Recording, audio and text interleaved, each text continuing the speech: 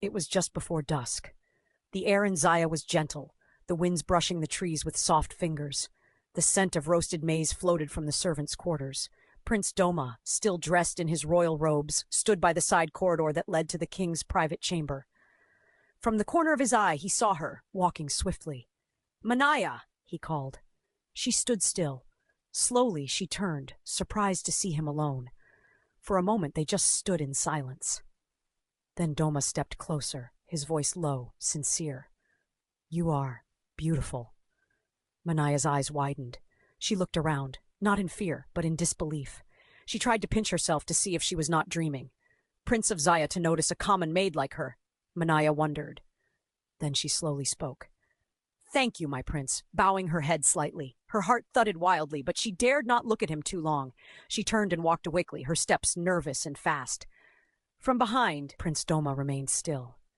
He watched her until she disappeared around the bend, her black and silver wrapper swaying gently with each step, the wind brushing against her neatly tied hair.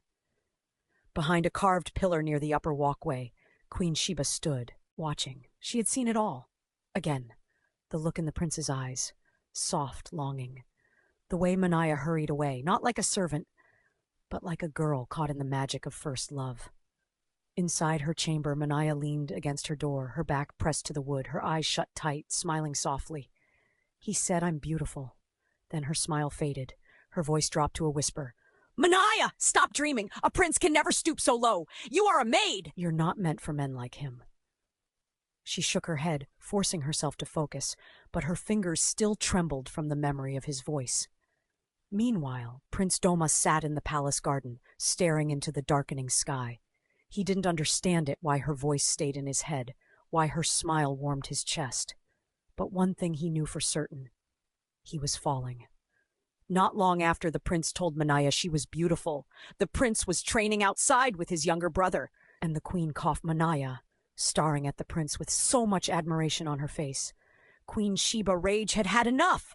She must do something fast before they spark a relationship. She can't stand to loosen the face of so much power. That same evening, as the palace fires were lit and the guards rotated their night watch, Queen Sheba sent word to Manaya. "Attend to the king tonight," the message read. "He requested your hands alone. Be sure he takes the bitter herb at midnight." Manaya was surprised. She had not been assigned to care for the king since Sheba changed the duty roster. But she obeyed.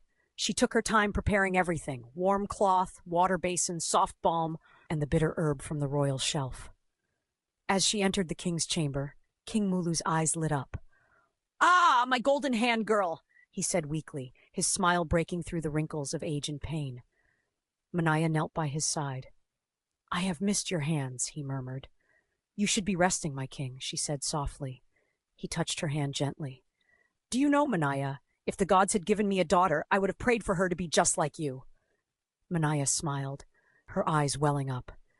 She fed him slowly, gently wiping his lips, massaging his thin shoulders. He hummed a folk song between spoonfuls. She laughed quietly at his terrible voice. They both shared that peace, one only found between a fading king and a devoted heart. Unseen by them, just outside the chamber, Queen Sheba stood with 2 guards, her expression unreadable. She whispered something to one of them and walked away. By midnight, the king began coughing. Manaya rushed to his side, trying to steady him. She gave him water. She shouted for help. The king's hands trembled. His face twisted in pain. His eyes searched hers, confused, betrayed, choking.